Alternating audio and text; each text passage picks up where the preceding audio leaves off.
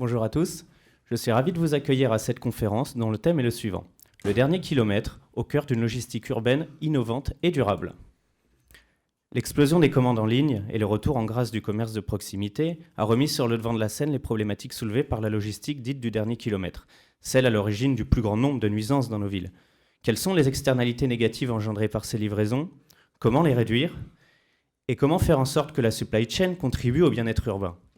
C'est sur ces problématiques que nos 4 intervenants du jour vont pouvoir croiser paroles et retours d'expérience.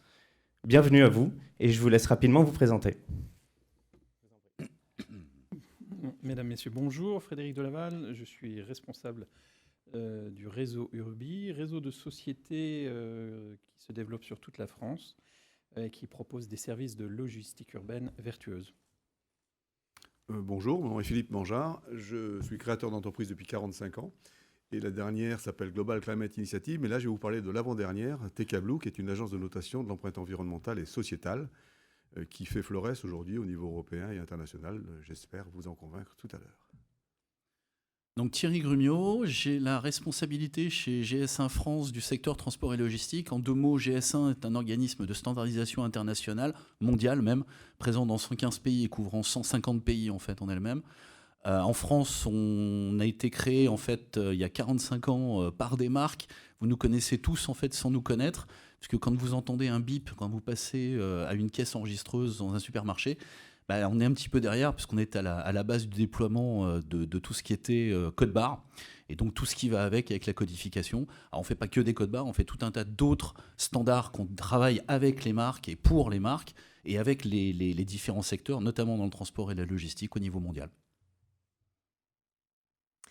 Bonjour, je suis Karine Viel, je suis directrice du développement durable de Monoprix et également déléguée générale de la fondation d'entreprise Monoprix.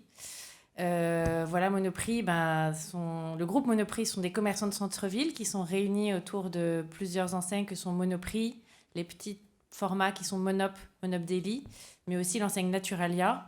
Et c'est aussi de plus en plus d'ailleurs du e-commerce avec Monoprix.fr et Sarenza. Merci à vous. Et maintenant, peut-être, entrons tout de suite dans le vif du sujet. Et je vais me tourner vers vous, Philippe, pour nous livrer une petite introduction sur, concrètement, quelles sont les problématiques soulevées par la livraison du dernier kilomètre dans nos villes.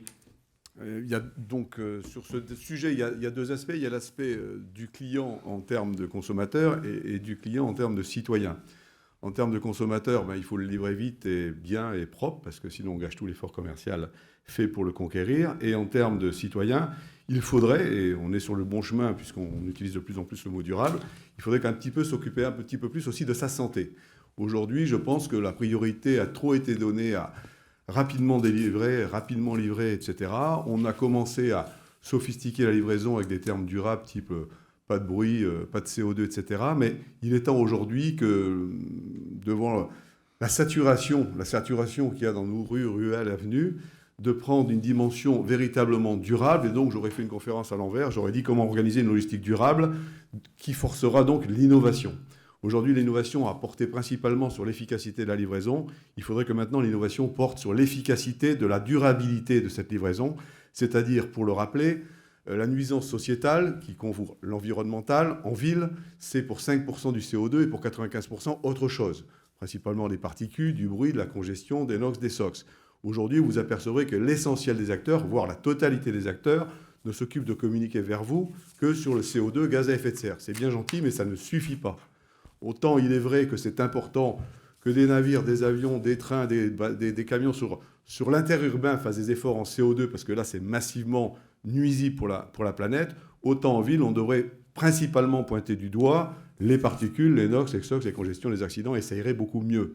Donc, je prône, moi, pour ce que dit Niels Bohr depuis 1923, le prix Nobel, à savoir si on ne mesure pas, on ne progresse pas. Donc il serait temps que l'ensemble des acteurs mesurent, il serait temps que l'ensemble des acteurs pensent à innover vers la réduction de la nuisance sociétale. Donc TK Blue, pour en parler 2 minutes, c'est une agence de notation de l'empreinte environnementale et sociétale du transport. Elle donne un attribut à chaque colis, à chaque mètre cube, à chaque palette de coût sociétal, c'est-à-dire, vous avez tout compris, si aujourd'hui votre palette coûte 10 € en coût sociétal, c'est qu'elle est vraiment nuisible, alors que si elle coûte que 1 €, elle est moins nuisible. Ça, c'est évident. Le fait qu'elle fasse moins de CO2, quelque part, pour le dernier kilomètre, et j'entends bien pour le dernier kilomètre, on s'en fout complètement. Voilà pour l'introduction. Ensuite, les méthodes, tout ça ne sort pas du chapeau. Depuis 2002, l'Europe, dans sa grande sagesse, a pensé la réflexion sur les financements des infrastructures, justement sur ce coût des externalités négatives, donc la nuisance ou la non-nuisance aux populations. Donc ça existe depuis 2002. Ça veut dire que les tables sont bien écrites, que les critères sont bien définis et qu'il est tout à fait possible d'aller dans cette direction de la mesure du coût sociétal du transport. Je vois au premier rang un haut responsable d'Amazon et tout à l'heure, si j'ai 2 minutes, je parlerai de l'expérience, de la norme que nous sommes en train d'essayer de mettre en place avec Amazon sur ce sujet de l'empreinte environnementale et sociétale pour la livraison du dernier kilomètre. Voilà. Très bien. Donc, il y avait quelques slides que vous souhaitiez utiliser en support. Ah oui, je ne me rappelais plus. Eh bien, les voilà. Je n'ai pas de notes, j'improvise toujours. Moi. Donc voilà, oui, c'est la caractéristique principale de la logistique éco-responsable, durable et sociétale, c'est qu'elle respecte évidemment 4 ou 5 éléments de tout ce que tout le monde connaît maintenant, qui s'appellent les objectifs de développement durable. Vous allez vous apercevoir qu'en termes de santé, qu'en termes de protection, qu'en termes d'éducation, le dernier kilomètre doit être sociétal, il ne doit pas être simplement environnemental. Et y a-t-il une autre slide ? C'était celle-ci. C'était celle-ci. Donc évidemment, ceci est complexe. Le transport, c'est très complexe. Ce n'est pas l'homme d'Amazon qui va me dire le contraire. Il y a des millions d'opérateurs, des milliards d'opérations. Il y a des livraisons par petits bouts, par grands bouts, par tout type de mode, par tout type d'énergie. Donc c'est ça la difficulté du challenge que nous nous sommes donné avec les équipes TKBlue il y a 10 ans, c'est de mettre ça en phase, en normes accessibles. Eh bien, bonne nouvelle. Aujourd'hui, c'est tout en phase. C'est dans toutes les langues du monde, c'est dans tous les pays du monde. C'est entièrement gratuit pour les opérateurs de transport. Donc on ne peut pas dire que ce soit... Et c'est très très peu cher pour les donneurs d'ordre. Donc, vous m'expliquerez un jour pourquoi tout le monde n'y est pas encore, mais je pense qu'un jour, tout le monde y sera. Voilà. Merci pour ces éclairages. Et maintenant, je vais me tourner vers vous, Thierry. Est-ce que vous pouvez nous éclairer un petit peu, du coup, sur quels sont les deux grands versants de la transformation que la supply chain va devoir effectuer, à savoir, d'un côté, sa transition écologique et d'un autre côté, sa transition numérique ? En fait, moi, je vais pas parler uniquement du dernier kilomètre, parce que le dernier kilomètre, il faut bien le comprendre comme étant une partie d'un écosystème beaucoup plus large qu'on appelle la supply chain. Ne pas confondre avec la logistique, la supply chain est quand même quelque chose de beaucoup plus large. Et aujourd'hui, on est dans un salon qui parle d'environnement, qui parle d'écologie, etc. On parle de responsabilité écologique. Et déjà, on pourrait peut-être définir ce qu'est la responsabilité. En fait, la responsabilité, quelque part, c'est répondre de quelque chose avec un certain nombre d'outils. Or, aujourd'hui, effectivement, répondre de la supply chain, c'est aussi répondre de la nécessité de transformer cette supply chain et de transformer les activités, de la sortir de ces cadres actuels tels qu'on les connaît aujourd'hui pour refonder un petit peu des nouveaux. En fait, c'est effectivement relever 2 défis aujourd'hui. C'est relever le défi réussir la transformation numérique, qui est quand même quelque chose qui est au cœur même des préoccupations des entreprises, mais c'est aussi en même temps réussir la transition écologique. La première, en fait, c'est une grande force qui est transformatrice en fait de notre époque. C'est clairement affiché par tout le monde. Et par contre, en fait, ces 2 forces-là conjuguées, on a 2 formulations différentes. L'une va formuler le but à atteindre, et l'autre va désigner effectivement une partie des moyens à désigner. En fait, ce qu'il s'agit de mener à bien aujourd'hui, c'est le décloisonnement des organisations pour en améliorer la coordination. Ça, c'est vraiment quelque chose de très important.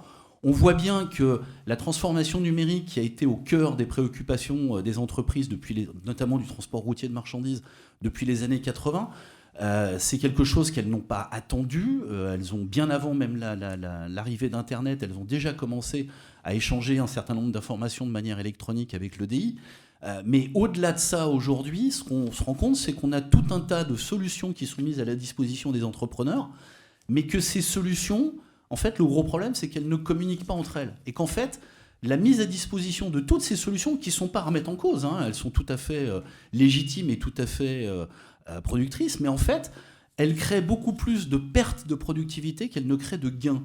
Parce qu'en fait, les exploitants des entreprises de transport doivent souvent jongler entre différents systèmes sans qu'il y ait de possibilité de communication. Et nous, chez GS1, en fait, notre rôle, c'est de créer un petit peu un langage commun qui va permettre, alors même au niveau du dernier kilomètre, mais au-delà, même au niveau de la supply chain, qui va permettre effectivement de créer cette interconnexion entre les systèmes qui est nécessaire, qui est appelée par les entreprises et qui est vraiment quelque chose de très important aujourd'hui, même de majeur. Merci beaucoup. Et je vais maintenant du coup me tourner vers les deux entreprises ici présentes. Peut-être pour commencer par Monoprix. Karine, concrètement, comment est-ce que le groupe Monoprix fait pour tenter de réduire au maximum ces externalités négatives causées par les livraisons du dernier kilomètre ? Alors, c'est un vaste sujet parce que c'est vrai que Monoprix, dans le titre de la table ronde, il y avait le mot urbain et c'est vrai qu'on est avant tout un acteur de centre-ville, à la fois à travers nos... Ah bah vous avez les chiffres ici. 675 magasins, différentes enseignes dont j'ai déjà parlé et qui sont en fait situées dans 250 villes en France. Donc on est exclusivement justement en centre-ville avec des difficultés, des problématiques qui sont très spécifiques. Et puis le e-commerce qui se développe beaucoup. Et encore plus depuis cette crise Covid et avec les moyens aussi qu'en tant que groupe on met derrière. Et c'est vrai que voilà, on a aussi, c'est peut-être à souligner, 15 plateformes logistiques dans toute la France qui permettent de desservir nos magasins. Et puis un engagement dans le développement durable qui fête ses 30 ans cette année. Donc c'est vrai qu'on a essayé depuis tout ce temps de mettre pas mal de choses en place. Peut-être aussi, ça c'est intéressant, vous rappeler le poids que représente le transport dans notre bilan carbone, parce que je sais qu'il ne faut pas parler de carbone, mais enfin bon, on calcule quand même un peu nos émissions. Donc c'est 15% de nos émissions. Donc le gros du sujet carbone pour Monoprix, c'est le froid alimentaire, les fluides frigorigènes qui circulent dans le meuble froid et qui représentent 60% de nos émissions, un peu plus de 60%. Ensuite l'énergie et vient ensuite le transport. Donc ce n'est pas forcément la priorité en termes de poids de nos émissions. Maintenant, c'est vrai que c'est un sujet important et on l'a dit aussi, il n'y a pas que le carbone dans la vie.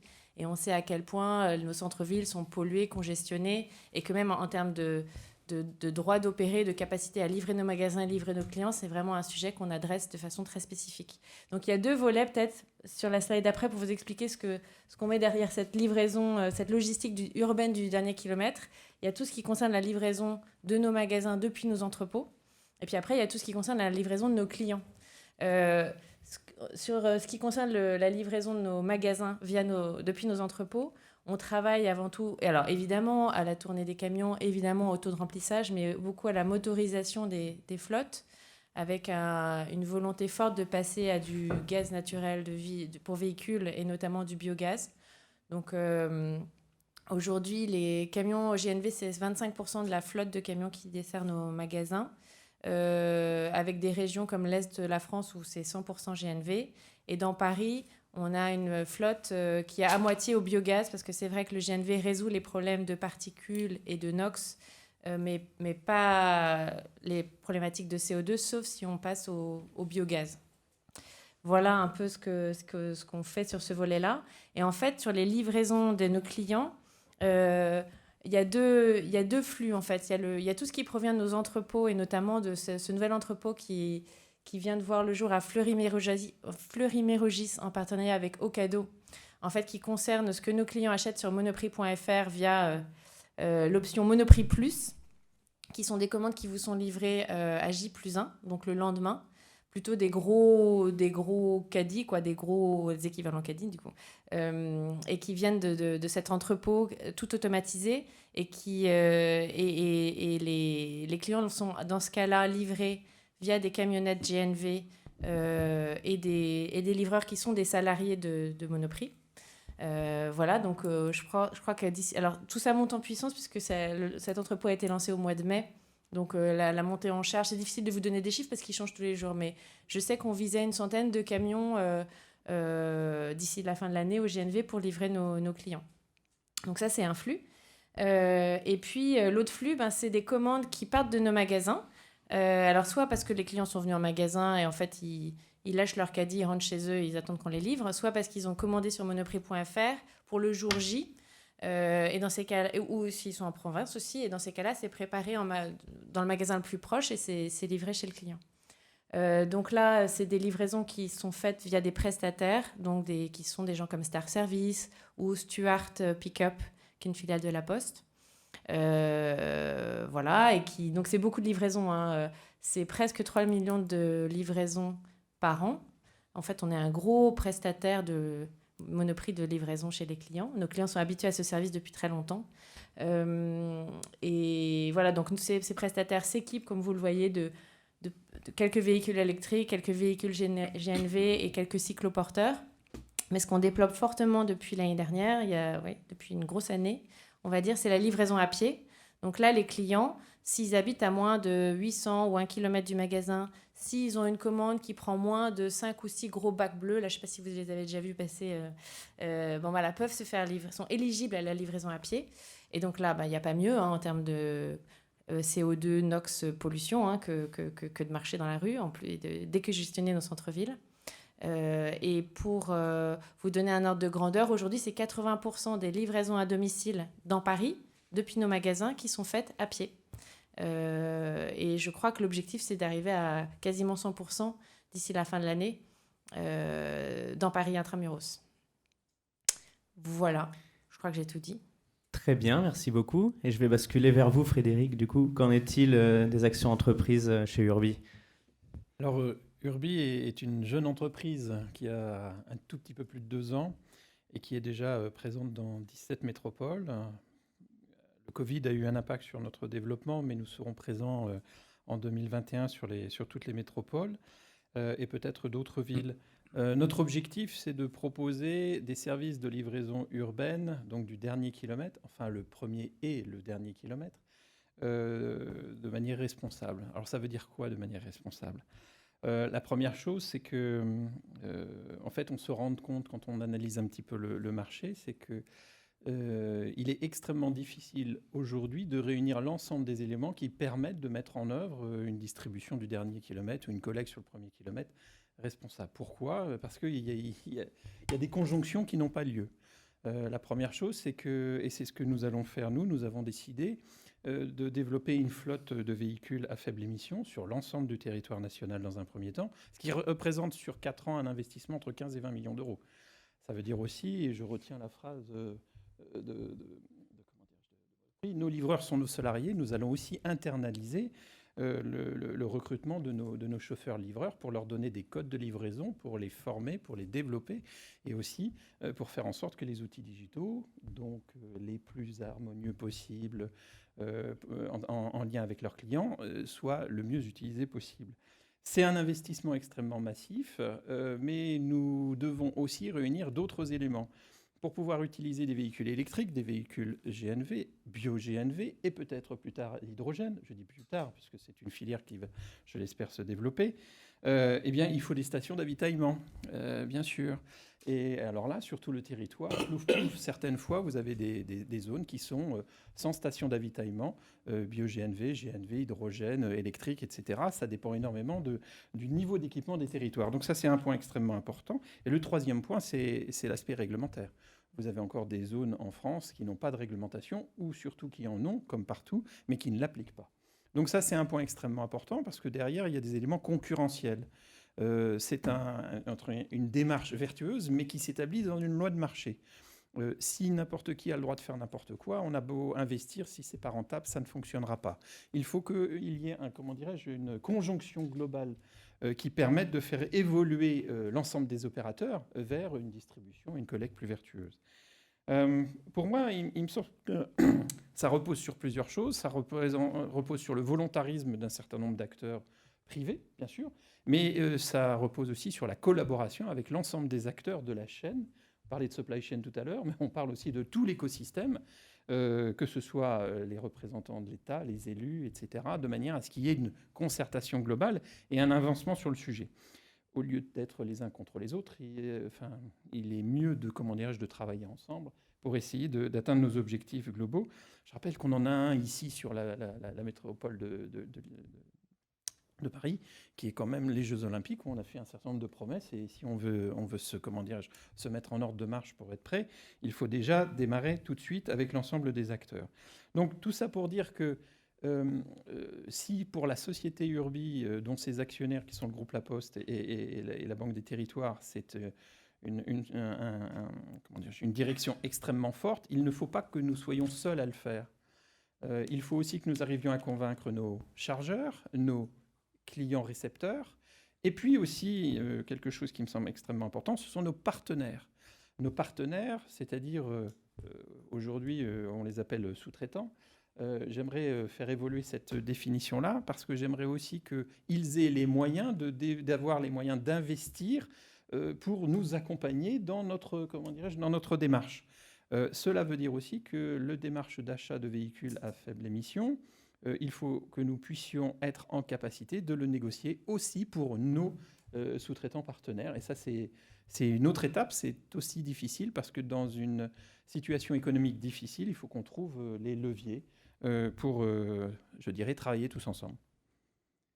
Très bien, merci à vous. Mais du coup, Karine, Frédéric, je vais rester avec vous. Par rapport à toutes ces actions qui sont entreprises de votre côté, comment est-ce que vous parvenez, comment faites-vous pour les mesurer, pour les quantifier concrètement ?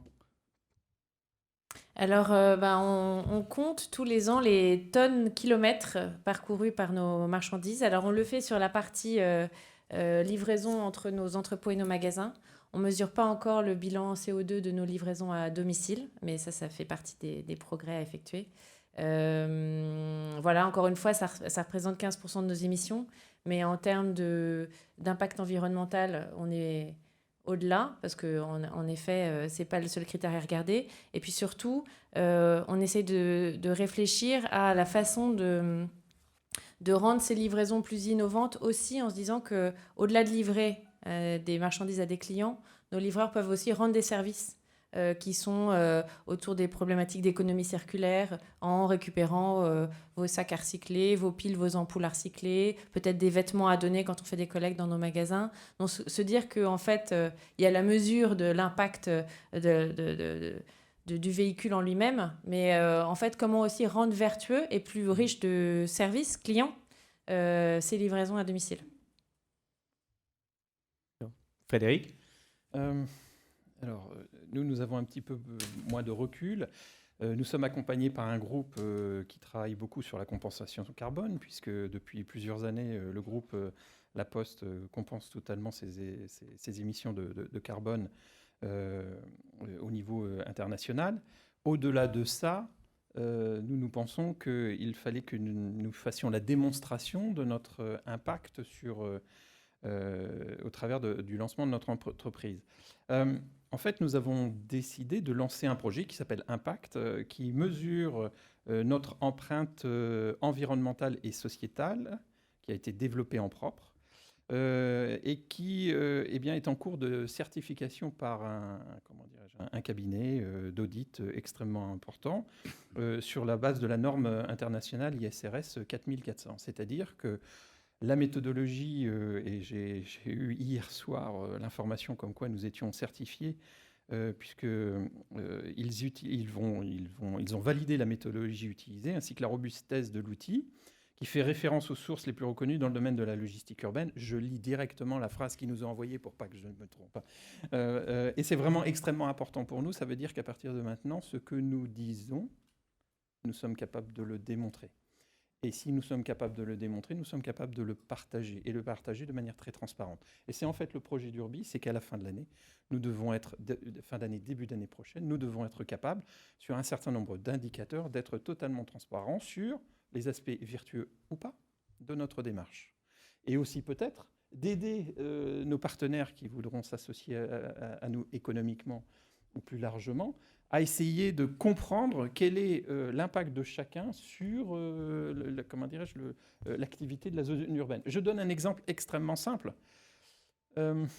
Si une métropole dit à partir de maintenant, vous ne livrez plus après 10 heures le matin, de manière très stricte dans des zones, pour les mêmes flux de circulation, les mêmes flux de livraison, et même en augmentation avec le développement du e-commerce, il va falloir passer à d'autres moments. Peut-être passer à d'autres moments, c'est passer aussi avec des pics.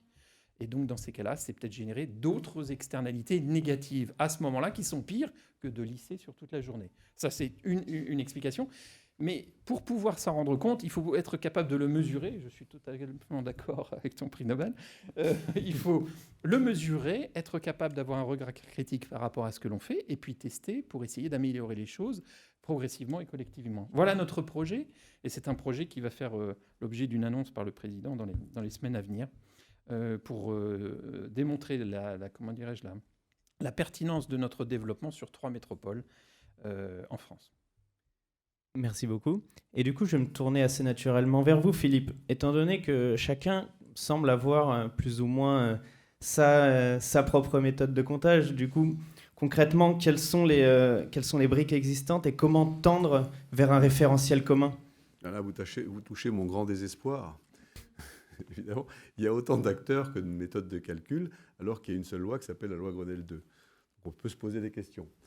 Alors, heureusement, tout espoir est permis parce que grâce à des dynamiques entretenues par GS1 sur les datas, grâce à des engagements vrais depuis 30 ans de Monoprix sur le développement durable, c'est quand même eux qui ont, il y a quelques années, vous vous rappelez, lancé ce programme Franprix entre en scène sur des barges. Ils ont fait des trucs, ils ont investi, et évidemment, ils sont toujours très motivants pour le reste de la troupe. Mais bon, on revient à la question, comment mesurer sérieusement sa performance si on l'auto-mesure? Mais moi, quand je me pèse le matin sur ma balance, j'aurais peut-être tendance à poser un pied si personne ne regarde. Bon, et c'est pareil pour le transport. On est dans un monde d'incompréhension. On est encore sur un monde, moi ça fait 30 ans que je suis dans le transport au moins, où j'ai démarré dans ce métier-là, le secret le plus total était nécessaire pour des raisons commerciales. Pas piquer son client, pas connaître les consommations des camions pour pas déterminer le prix de revient, etc. Et malheureusement, le monde du transport est resté secret sur l'information, alors qu'aujourd'hui elle est très transparente, cette information. Tous les camions sont quasiment Euro 6, on connaît tous les niveaux de consommation, les taux de chargement sont connus par les chargeurs, etc. Donc il y a un premier problème. Le deuxième problème, c'est les donneurs d'ordre, on en a deux ici, qui sont convaincus par leurs équipes internes qu'eux seuls ont la data et eux seuls sont capables de la traiter. Alors je ne conteste pas la qualité ou le résultat, mais je trouve que c'est dommage que, pour rebondir sur la proposition de GS1, à ce moment-là, ça soit autant de contraintes différentes apportées aux transporteurs, de répondre à la fois au système voulu par Urbi, au système voulu par Monoprix, au système voulu par Tartampion, etc. Et tout ça pour un résultat qui, en termes macroéconomiques ou urbains, donne des calculs à la mort moelle-neu. C'est-à-dire, on ne peut pas comparer des chats, des poireaux, des carottes, je ne sais pas. Ce n'est pas possible aujourd'hui que, alors qu'il y a des autorités très fortes, très cohérentes, très performantes, je dirais, dans l'administration du flux de voyageurs, de citoyens, il n'y en ait pas pour les marchandises. Donc, tu as dit ça tout à l'heure, il y a des lois que certaines communes respectent, d'autres pas. Mais d'une manière générale, il y a une loi Grenelle 2 qui est officielle depuis 2013 pour le transport de marchandises et qui n'est appliquée a priori par moins de 10% des gens. Donc j'en profite, c'est pas parce que je suis un faillot, pour féliciter les gens d'Amazon, qui avec un autre groupe qui s'appelle Colis Privé, qui avec un groupe aussi bien connu de normes qui s'appelle l'AFNOR, se sont lancés dans une aventure qui n'est plus une aventure parce qu'on arrive au bout et on connaît l'heureuse fin, de trouver un système d'échange de data entre donneurs d'ordre, opérateurs, organisateurs de transport et transporteurs qui permettent d'avoir la vérité au bout. La vérité au bout, c'est est-ce que ce colis a mis plus ou moins de nuisances qu'un autre et quelles sont, et c'est ça l'intérêt, quelles sont les pistes de progrès pour réduire. Parce que tant qu'on ne mesure pas, on ne saura pas ce qui se passe. Aujourd'hui, j'entends encore certains très grands transporteurs me dire « Mais Mangeard, t'es complètement à la masse. On sait très bien qu'il faut prendre des camions neufs. On sait très bien qu'il faut former des conducteurs. On sait très bien qu'il faut faire des bons taux de chargement et le résultat sera bon. » Je suis désolé, si c'était vrai, il n'y aurait pas de gros sur cette planète. Parce qu'on sait très bien ce qu'il ne faut pas manger. On sait très bien comment il faut se comporter. On sait très bien ce qu'il faut faire pour s'agiter. Donc ça ne peut pas marcher. Ça ne peut marcher aujourd'hui que si on arrête, de mesurer à la louche que du CO2, pour 2, mesurer tout, le CO2 et le reste de façon précise, avec, et là, GS1 a sa partie à jouer, des datas faciles. Il n'est pas question que nos amis transporteurs aient 50 référentiels devant le nez. Il n'est pas question que quelqu'un s'approprie des datas du flux, parce que c'est quand même des informations commerciales. Mais il n'est quand même pas question de voir que, mon ami Frédéric, vous avez bien compris que je suis copain avec lui, aujourd'hui, son président va annoncer qu'ils sont conformes à une norme abracadabrantesque qui n'a rien à voir avec la simple application de la loi en France, qui s'appelle la loi Grenelle 2, le décret 1336 et toutes ces applications depuis. Voilà ce que je dis.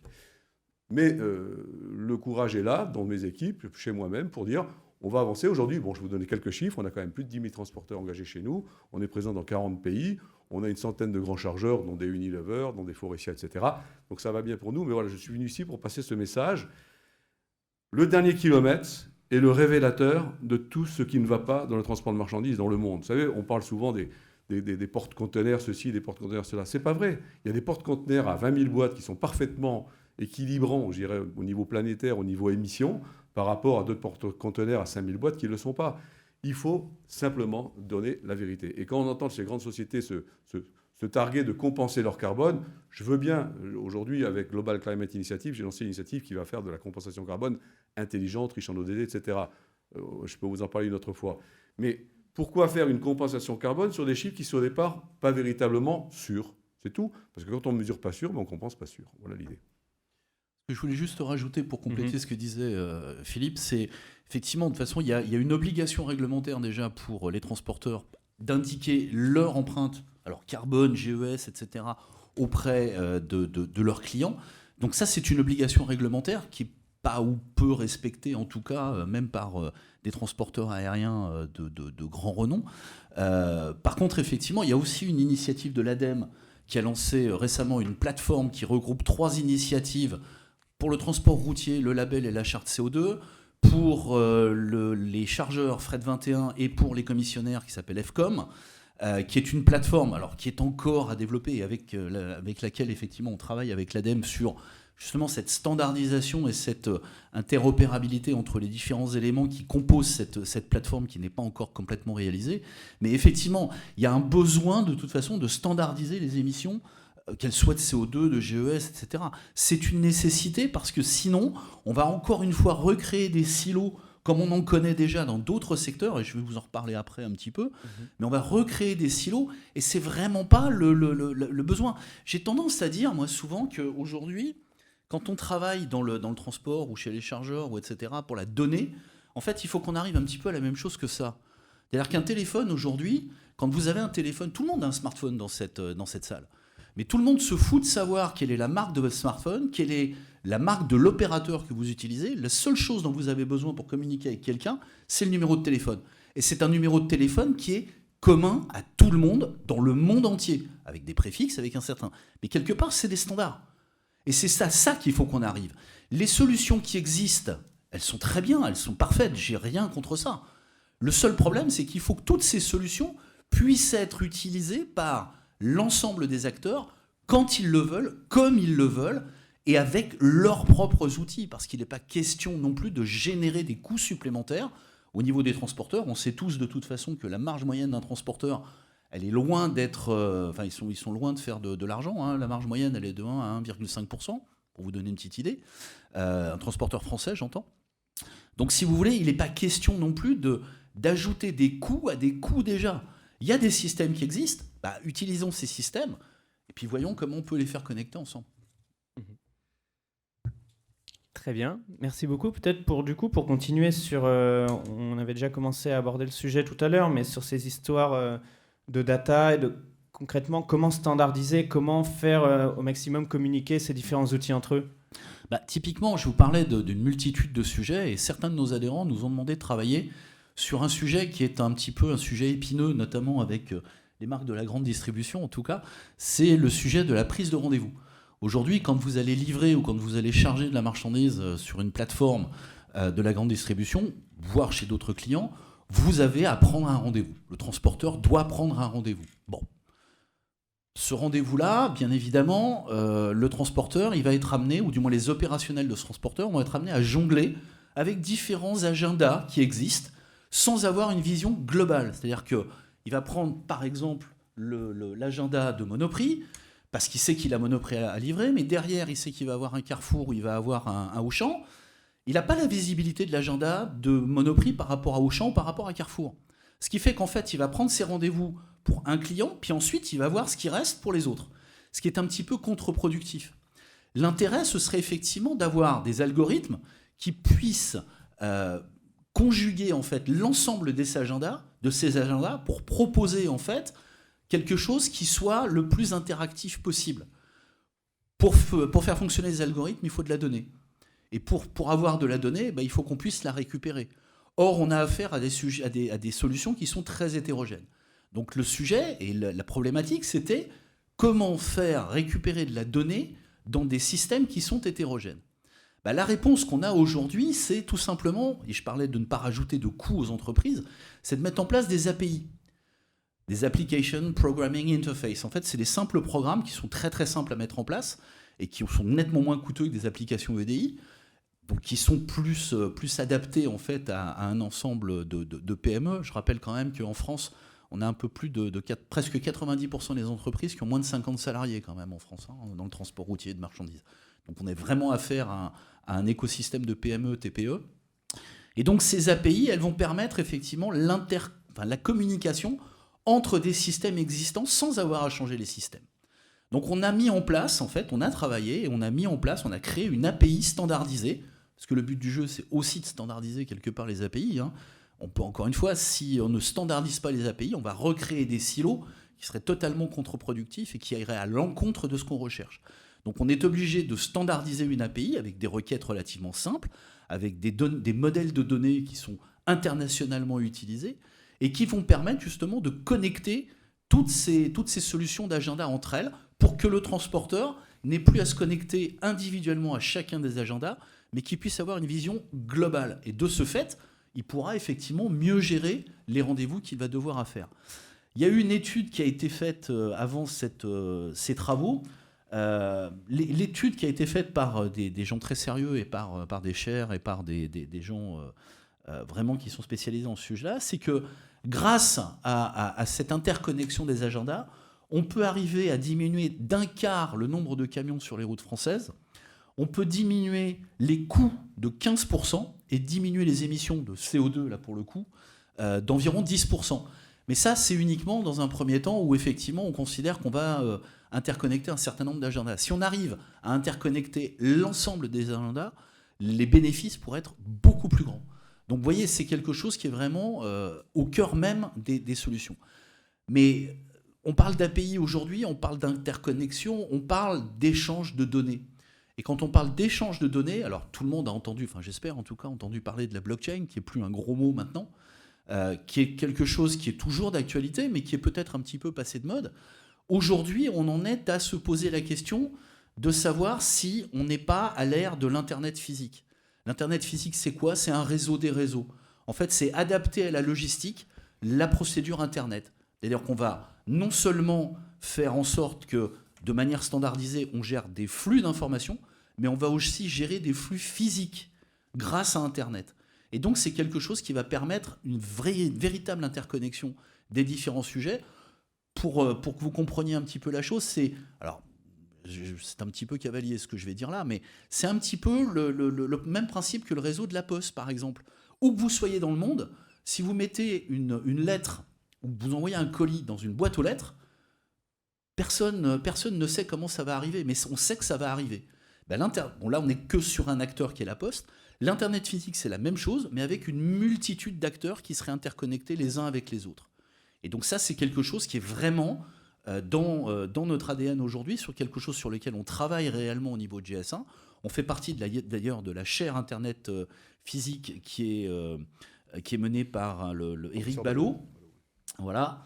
Et donc c'est quelque chose qui est vraiment très très important et qui peut amener des résultats et des gains de productivité pour l'ensemble des secteurs économiques internationaux, mondiaux, beaucoup plus rapidement que tous les autres systèmes qu'on pourrait éventuellement envisager. Très bien, merci beaucoup. Est-ce que l'un d'entre vous souhaite rebondir sur les derniers propos qui ont été tenus ? Non ? C'est qu'on a été clair. Très bien. On va pas monopoliser. Très bien. Oui, Philippe, vous souhaitiez ? Ah oui, non, mais si je peux parler, moi je parle. Non, mais... Mais ça c'est un truc qui marche toujours. Non. Ces propos d'interconnexion, de systèmes, etc., il y a une autre branche privée, moins institutionnelle, qui s'appelle les éditeurs de TMS, qui s'appelle les éditeurs de RP qui les ont mis en place. Et c'est pour ça que je reste totalement optimiste entre le désert aujourd'hui de l'uniformité des datas chez les différents grands donneurs d'ordre et ce qui va se passer dans les 3 ou 4 ans. Tout à l'heure, on parlait de la réglementation en milieu urbain qui va donc, pour certains, interdire les livraisons après 10 heures. Et l'ami a raison de dire, on va décaler le problème le matin. On va décoller le problème la nuit. Pas tout à fait si la nuit, on prend des mesures, qu'il s'agit de prendre des camions d'abord massifiés, qui n'est pas les livraisons de Carrefour, puis après les livraisons d'Auchan, puis après les livraisons de machin, sur des grands camions qui sont aux normes pic. Donc normes pic, ça veut dire que ça ne fait pas de bruit, certi-bruit, avec des moteurs qui tournent à bonne vitesse. Donc pas de bruit, pas de pollution, pas de NOx, pas de SOx. Vous pouvez livrer la nuit, il n'y a pas de raison. Mais par contre, ça serait idiot de voir la nuit 10 camionnettes arriver les unes après les autres. Dans le e-commerce, c'est un petit peu la même chose. On a tous compris quand même que la bonne idée, quand même, c'était d'arrêter de sonner chez Mme Michu ou Monsieur Michu. C'était quand même de trouver des systèmes où on peut poser dans une consigne, où on peut poser chez un voisin, des choses comme ça. Il faut aller vers de l'intelligence de bout de chaîne. Alors, en amont, c'est bien que des gens comme GS1, qui sont des spécialistes, expliquent aux gens comment on peut faire des agendas partagés pour aller chercher des grosses marchandises, des palettes dans les grands supermarchés. Mais aujourd'hui, on parle du dernier kilomètre. Le dernier kilomètre, le client final, c'est le consommateur. Donc le consommateur, il veut tout, la santé, le prix, le délai, le retour, le machin. Mais il faut qu'il mette un peu sa part. Donc on ne peut pas tout le temps faire reposer, comme l'ont fait les chargeurs, tout le boulot sur les transporteurs et maintenant les transporteurs sur le consommateur. Il faut trouver des systèmes qui font fonctionner tout le monde à la fois. Et là, de ce côté-là, la Poste, elle fait fort parce que dès qu'il y a des schémas innovants, elle est dedans, elle développe plein de solutions du dernier kilomètre intéressantes. Franprix, Monoprix, la même chose. Amazon, de ce que je sais, de ce qu'ils font et de ce qu'ils sont engagés à faire, ça va être aussi fabuleux. Mais il faut que, vous êtes là, les consommateurs, il faut que vous preniez quand même un petit peu votre part dans cette affaire. Très bien. Ce qui est important, effectivement, c'est le partage de la donnée vis-à-vis du consommateur. On a aujourd'hui un besoin croissant, et ce n'est pas moi qui le dis, ce sont les consommateurs eux-mêmes, sur la notion de traçabilité. Aujourd'hui, on veut savoir d'où le produit que vous achetez vient, comment il a été transporté, etc. etc. Tout ça, c'est de la donnée. Et tout ça, effectivement, il faut qu'à un moment ou à un autre, pour qu'elle vous arrive à vous en tant que consommateur, il faut que cette donnée elle soit standardisée et qu'elle soit accessible à tout le monde. Je rappelle qu'il y a une loi qui va rentrer en vigueur en 2021, je crois que c'est janvier 2021 d'ailleurs, je crois, la loi AGEC, qui va obliger effectivement l'ensemble des marques à afficher déjà effectivement les empreintes carbone, les empreintes GES, etc., mais d'avoir une traçabilité aussi qui sera la plus précise possible. On a tendance à parler de la fourche à la fourchette, pour être clair. Ben, cette traçabilité, en fait, tout ça, elle a besoin de standards, effectivement, sur lesquels on travaille, et on travaille avec les marques pour définir justement ces standards. De la même manière, on parle de e-commerce, il y a une réglementation qui va arriver en juillet 2021 sur... alors, c'est la nouvelle responsabilité sur la TVA dans l'Union européenne vis-à-vis des e-commerçants. Ben, c'est pareil, à ce niveau-là, il y a aussi tout un système qui est mis en place par la Commission européenne, mais sur lequel il va y avoir un besoin d'échange de données pour pouvoir assurer, pouvoir tracer effectivement le fait que les plateformes de e-commerce ont bien réalisé leurs tâches par rapport à la réglementation européenne. Et donc tout ça, c'est de la donnée. Donc on vit vraiment dans un monde de données, et ces données, à un moment ou à un autre, pour qu'elles soient utilisées le plus largement possible, bah, il faut qu'on arrive à les standardiser d'une manière ou d'une autre. Très bien, merci beaucoup. Je vais maintenant me tourner vers la salle. Du coup, avez-vous des questions pour nos intervenants? Oui, je vous en prie. Il n'y a pas de micro qui tourne, donc...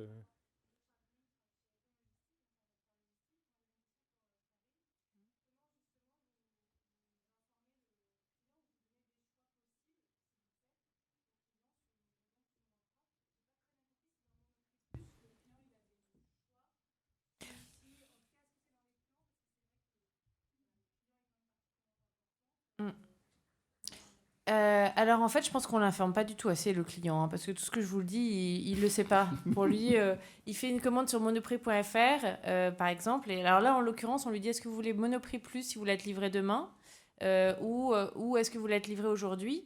On lui explique pas forcément très bien que dans ces cas-là, c'est préparé en magasin. Voilà. Après, il voit des camions circuler, des cycloporteurs circuler, des livreurs circuler à pied. Donc, mais en fait, sa commande à lui qui arrive chez lui, il ne sait pas forcément comment elle lui est arrivée. Et c'est vrai que c'est dommage parce que notamment les flux Monoprix Plus, on pourrait lui expliquer, puisque là, on s'est tracé. Si demain, on arrive à un 100% de livraison à pied dans Paris, ben, ce serait super parce que ça permettrait de lui assurer que, alors, sauf les grosses quantités, mais enfin 5-6 bacs, je pense que c'est quand même la majorité, voilà, il se fait livrer à pied. Et c'est vrai que moi, en tant que cliente, j'aimerais bien le savoir parce que voilà, je trouve que, au moins, je ne me dis pas que je contribue à la pollution autour de chez moi. Donc, il y a work in progress là. Merci. Y a-t-il d'autres questions? Oui.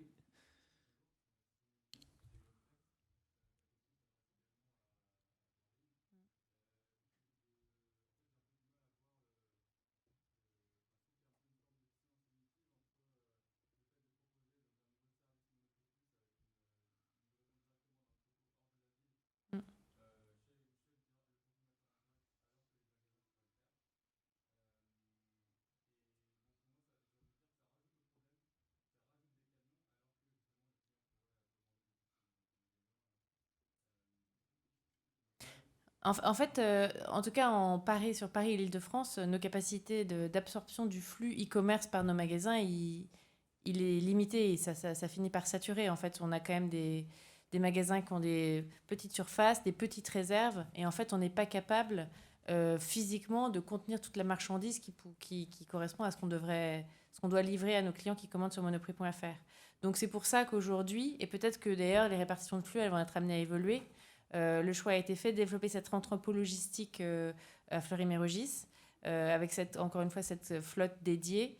Et puis après, pour les livraisons à jour J et en province, rester sur ce système de ce qu'on appelle picking magasin. Mais tout ça, ça se pilote, je dirais, vraiment en fonction des flux. On voit que la volumétrie de tout ce qui est commande e-commerce explose. Après, est-ce que demain, il faudra gérer encore autrement ? Peut-être avoir des magasins en ville dédiés à ça. Enfin, j'ai l'impression que toute cette... tout ça est à géométrie variable et évolue très rapidement dans l'entreprise.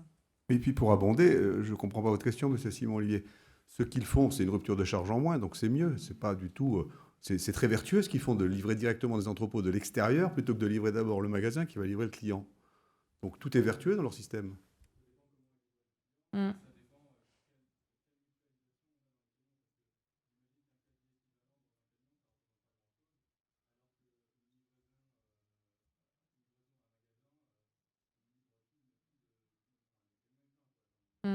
En même temps, il y a des optimisations des circuits. Ouais. Ah oui, si ça part de l'entrepôt, il y a 100 clients, ça part du magasin, il y en a 2, donc c'est pas le même camion. Donc je pense que c'est très vertueux. Hein, je veux dire, j'étais étonné de votre question, quoi, en fait. Et puis... ouais. Qu'est-ce qu'en pense Amazon ? Oui, la rupture de charge ou pas ? Non, je pense que l'intérêt, effectivement, il est pas de multiplier les ruptures de charge, bien au contraire. Il faut effectivement essayer de mutualiser au maximum. Je rappelle juste une chose quand même, c'est qu'aujourd'hui, on a quand même des petits véhicules qu'on appelle des VUL, véhicules utilitaires légers, qui ne sont pas soumis forcément encore aujourd'hui à la même réglementation que les poids lourds. Mais néanmoins, ça va changer, parce que je rappelle que le paquet mobilité 3 européen qui a été voté récemment fait intervenir un certain nombre de nouvelles choses, notamment sur tout ce qui est chronotachygraphe et suivi des véhicules, qui va changer énormément de choses en ce qui concerne les véhicules utilitaires légers. Le chronotachygraphe numérique tel qu'il va se mettre en place, c'est un chronotachygraphe qui va permettre d'être consulté par les forces de l'ordre et les forces de contrôle, en fait, à distance, sans avoir même forcément à arrêter le véhicule.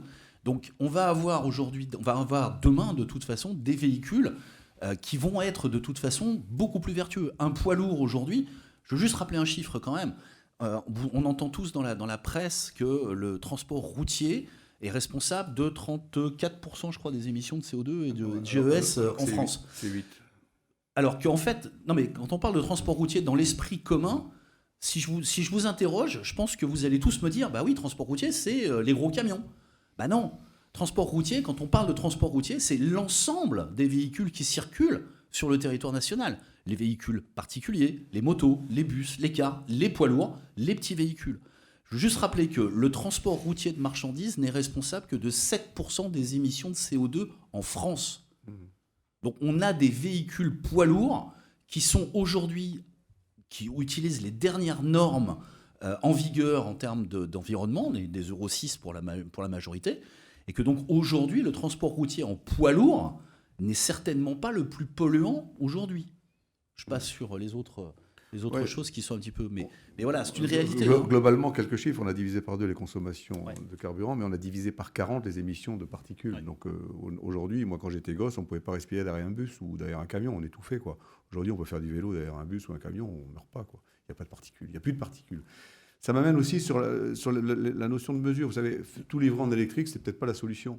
Parce que l'électrique, on va dire, ouais, ça fait moins de CO2. C'est vrai au bout, mais qui paye le CO2, qui a fait l'énergie, qui a fait les batteries, etc. Mais surtout, les particules. Les gens disent, oui, mais il n'y a plus... Non, le transport électrique porte autant de particules que le transport diesel. Regardez, parce que les particules aujourd'hui des camions diesel viennent seulement des pneus et des freins. Et les camions électriques, ils ont aussi des pneus et des freins. Vous voyez, donc, de là l'intérêt de sortir de cet ayatolisme du CO2. Il faut vraiment regarder tout quand on veut faire une équation d'un transport durable, notamment en milieu urbain. Et pour terminer, pour ajouter un petit mot, le fait de mutualiser, effectivement, comme peut le faire des entreprises comme Monoprix ou comme d'autres d'ailleurs, hein, le fait de mutualiser effectivement les transports, effectivement, je reviens sur mon dada, c'est la donnée. Ça doit générer de la donnée et il faut que les entreprises, aujourd'hui, quand je parlais de décloisonnement tout à l'heure, il faut que les entreprises comprennent qu'elles doivent maintenant échanger de la donnée. C'est vraiment vital. Si on n'échange pas de la donnée, on restera toujours sur les mêmes silos. Il faut vraiment que cette donnée soit échangée de manière sécurisée, certes, parce que c'est quand même quelque chose de très important. Comme le disait Philippe, c'est quelque chose qui peut effectivement permettre de mettre une certaine pression sur un certain nombre d'acteurs, relativement facilement.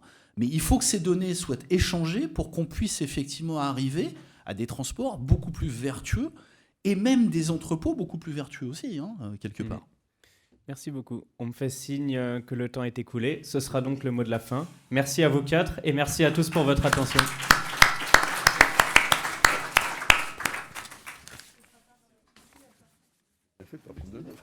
Non, mais très bien, très bien. Moi, Et ça va dans votre sens. Ouais, ça va dans le sens. dans votre sens. Bon, c'est toujours un plaisir d'être là. Moi, je trouve ça Bonjour.